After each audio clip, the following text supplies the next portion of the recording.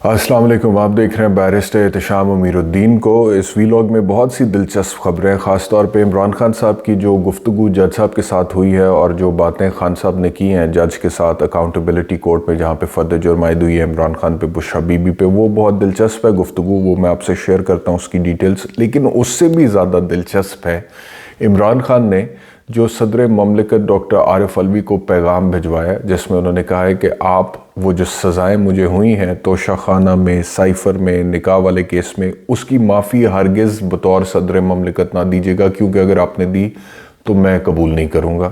اس کی کیا ڈیٹیلز ہیں وہ بھی آپ کے ساتھ شیئر کریں گے۔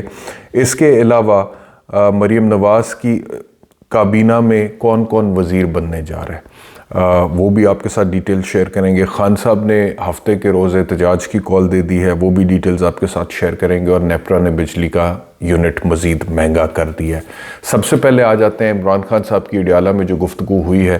آپ کو معلوم ہے کہ 190 ملین پاؤنڈ کا جو کیس ہے اس پہ سماعت ہوئی ہے۔ بشریٰ بی بی کو بنی گالہ سے اڈیالہ منتقل کیا گیا ٹو اٹینڈ دی ہیئرنگ۔ دونوں وہاں پر موجود تھے، ایک ہی کمرے میں تھے، اکٹھے تھے۔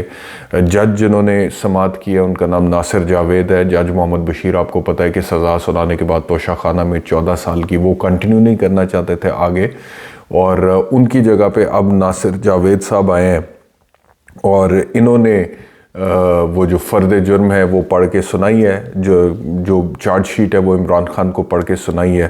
تو سرٹنلی عمران خان صاحب نے صحت جرم سے تو انکار کیا، بشریٰ بی بی نے بھی انکار کیا، لیکن جب جج نے پوچھا عمران خان سے کہ ڈو یو پلیڈ گلٹی اور ناٹ گلٹی خان صاحب، تو اس کے اوپر عمران خان نے جواب بڑا دلچسپ دیا۔ انہوں نے کہا کہ میں نے چارج شیٹ پڑھ کر کیا کرنا ہے مجھے معلوم ہے، اس میں کیا لکھا ہوا ہے، ہم اس کیس میں تاخیر نہیں چاہتے، 8 فروری سے پہلے نیب کو جلدی تھی، اب ہم چاہتے ہیں سزا جلدی ہو۔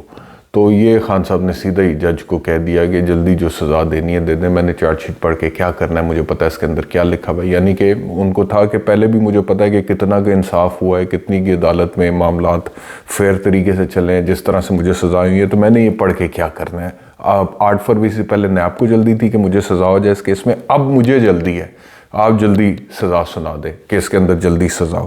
تو جب عمران خان نے یہ کہا تو وہاں سے جج کا رسپانس یہ آیا کہ خان صاحب آپ پہلے بتائیں کہ آپ کے دانتوں کا چیک اپ ہوا ہے کہ نہیں۔ اس کے اوپر پھر عمران خان نے جواب دیا کہ دانتوں کا چیک اپ ابھی نہیں ہوا، جیل انتظامیہ نے پہلے کہا تھا کہ اس اتوار کو ڈاکٹر آئے گا، اب وہ کہہ رہے ہیں کہ نہیں آیا، اب اگلے اتوار کو ڈاکٹر آئے گا تو پھر آپ کے دانتوں کا چیک اپ ہوگا۔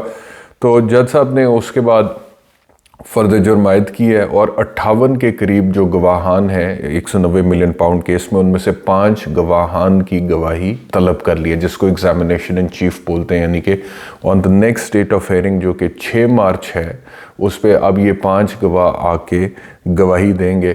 اور اس کے ساتھ جج نے خان صاحب کی جو درخواست تھی طبی معائنے کی، جنرل فزیشن اور جو دانتوں کے چیک اپ کی ڈینٹسٹ کے لیے، وہ منظور کر لیا، اس کو الاؤ کر دیا، تو وہ طبی معائنہ۔ تو یہ تو آج کی ڈیٹیلز ہیں پروسیڈنگز کی، لیکن اس میں جو دلچسپ بات ہے وہ عمران خان کا سٹیٹمنٹ، مکالمہ جج کے ساتھ، اور یہ کہنا کہ آپ جلدی سزائیں جو دینی ہیں آپ دے دیں۔ دوسری طرف پاکستان تحریک انصاف کے سیکریٹری انفارمیشن رؤوف حسن آپ جانتے ہیں کہ ہیں، انہوں نے یہ دعویٰ کیا، انہوں نے کہا ہے کہ عمران خان صاحب نے صدر عارف علوی کو پیغام بھجوایا۔ آپ کو معلوم ہے کہ چند دن پہلے لطیف کھوسہ نے یہ کہا تھا کہ آرٹیکل 45 آف دا کانسٹیٹیوشن کے تحت پریزیڈنٹ آف پاکستان چاہیں تو عمران خان کی سزائیں معاف کر سکتے ہیں۔ اب وہ صدارتی ثوابدید آرٹیکل 45 کے اندر ہے، اس کی لیگیلٹیز میں فی الحال میں نہیں جاؤں گا، سپریم کورٹ کی ججمنٹس اس کے بارے میں کیا کہتی ہیں اور اس کی انٹرپریٹیشن یا تشریح کس طرح سے ہو سکتی ہے، لیکن یہ اختیار تو سرٹنلی صدر پاکستان کے پاس موجود ہے۔ تو یہ کہا تھا لطیف کھوسہ صاحب نے، لیکن اب رؤوف حسن صاحب کا یہ کہنا ہے کہ عمران خان صاحب نے یہ پیغام بھجوایا ہے صدر عارف علوی کو کہ آپ نے ہرگز اپنے صدارتی اختیار کے تحت مجھے ملنے والی سزاؤں کی معافی نہیں دینی، اور اگر ایسی کوئی معافی دی جائے گی تو میں قبول نہیں کروں گا، یہ عمران خان نے کہا ہے۔ تو میرے خیال میں he is now in a state of mind where he knows کہ جی the system he wants to put the system further at test, یعنی کہ نظام جو ہے وہ اس کو ٹیسٹ تو ہو رہا ہے، اور وہ نظام جو ہے وہ اس کو جج کر رہی ہے پاکستان کی عوام. اور کیونکہ عوام کا فیصلہ عمران خان صاحب کے حق میں ہے جو نتائج آ رہے تھے الیکشنز کے، تو کیونکہ عوام کا فیصلہ عمران خان صاحب کے حق میں، اس وجہ سے وہ اس فیصلے کو زیادہ اہمیت دے رہے ہیں. ان عدالتی فیصلوں کو جس میں ان کو سزا ہوئی ہے توشہ خانہ میں 14 سال، سائفر میں 10 سال، نکاح کے کیس میں 7 سال، ان کو وہ اہمیت نہیں دے رہے ہیں. And it seems like that اب وہ ایک میڈل کے طور پہ ان سزاؤں کو اپنے سینے پر سجا کر دنیا کو دکھا رہے ہیں کہ یہ قیمت ہے جو میں چکا رہا ہوں پاکستان میں اپنی نظریاتی سیاست کے لیے. تو اس وجہ سے ہی از ناٹ انٹرسٹڈ کہ صدر مملکت اپنا اختیار استعمال کرتے ہوئے ان سزاؤں کی معافی ان کو دیں، بلکہ he wants to put this system to further test کہ جو سزائیں نیچے ٹرائل کورٹ نے دی ہیں، ہائی کورٹ ان کا کیا کرے گا یا سپریم کورٹ ان کا کیا کرے گا، تو صدر صاحب اس کے اندر انٹرونشن یا انٹرفیرنس یا مداخلت نہ کریں، کیونکہ وہ چیز جو ہے اس کو دوبارہ سمجھا جائے گا کہ جی صدر کیونکہ پی ٹی آئی کا تھا تو اس چیز کو استعمال کیا گیا.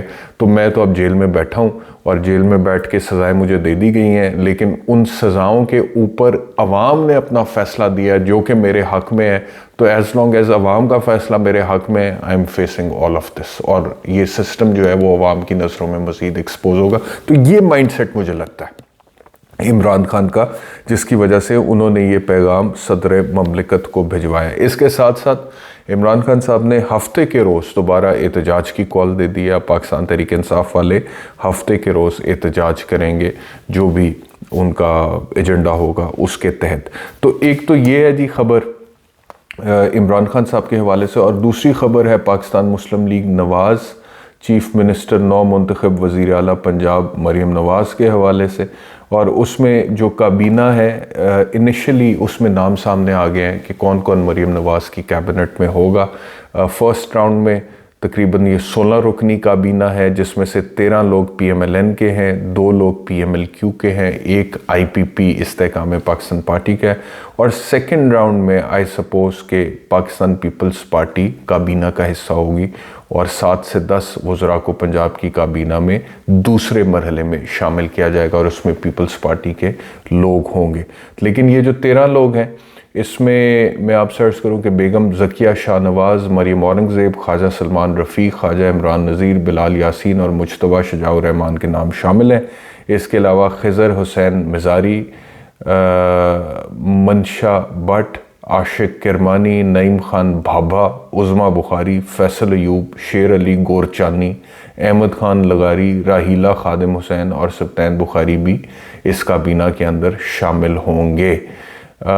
اس کے علاوہ جو کاف لیگ کے ہیں وہ چوئی شافع حسین ہیں اس کابینہ میں، اور آئی پی پی کے غضنفر چھینا صاحب جو ہیں وہ اس میں شامل ہوں گے. دوسرے مرحلے میں جو لوگ اس میں شامل ہوں گے اس میں بھی کچھ نام ہیں، لیکن ان کو ہم سرٹنلی بعد میں ڈسکس کر سکتے ہیں. تو بہرحال یہ وہ لوگ ہیں جو کہ کابینہ میں مریم نواز کے ساتھ بطور وزراء کام کریں گے. اور مریم نواز اب کس طرح کی چیف منسٹر ہوں گی، جس طرح سے وہ بنی ہے اس کے اوپر تو ہم بات کر چکے ہیں، لیکن اب کس طرح کی chief minister in terms of performance ہوگی اس کے اوپر آنے والے دنوں میں بات ہوتی رہے گی. اس کے علاوہ ایک اور اہم خبر ہے، الیکشن کمیشن آف پاکستان میں جو سماعت ہوئی ہے، پاکستان تحریک انصاف نے اپنے آزاد اراکین سنی اتحاد کونسل کو دیے تھے تاکہ مخصوص نشستیں حاصل کر سکیں اسمبلی میں، لیکن ان کے سیاسی مخالفین پہنچ گئے الیکشن کمیشن میں بھی کہ ان کو نہیں مل سکتی. اعظم نذیر تاڑر صاحب نے وہاں پر جو بحث کیا اس میں انہوں نے کہا ہے کہ یہ سنی اتحاد کونسل نے ایک بھی سیٹ نہیں جیتی ہے، چند آزاد لوگوں نے سیٹیں جیت کے سنی اتحاد کونسل میں شمولیت اختیار کی ہے. تو therefore Sunni Ittehad Council does not qualify for these reserved seats. یہ ان کی بحث ہے. بیرسٹر گوہر علی ظفر پاکستان تحریک انصاف سے وہاں پر موجود تھے، پیپلز پارٹی کی طرف سے بھی موجود تھے وکیل. تو پیپلز پارٹی نے اور باقی سیاسی جماعتوں نے اپنی ایک لائن لی ہے کہ ان کو نشستیں نہیں ملنی چاہیے. گوہر خان اور علی ظفر نے کہا ہے کہ جی وہ ہمارا حق ہے، ہماری نشستیں ہمیں ہی ملنی چاہیے، کسی اور کو نہیں ملنی چاہیے، نہ مل سکتی ہیں. تو اب چیف الیکشن کمشنر صاحب خود اس کے اوپر سماعت کر رہے تھے. سماعت کل تک ملتوی ہوئی ہے اور آپ کو میں پہلے بتا چکا ہوں کہ اگر مزید اس میں ڈیلے ہوتا چلا جائے گا تو ایونچولی یہ نشستیں پی ٹی آئی کی جو بنتی ہیں یہ دوسری سیاسی جماعتوں میں بانٹ دی جائیں گی.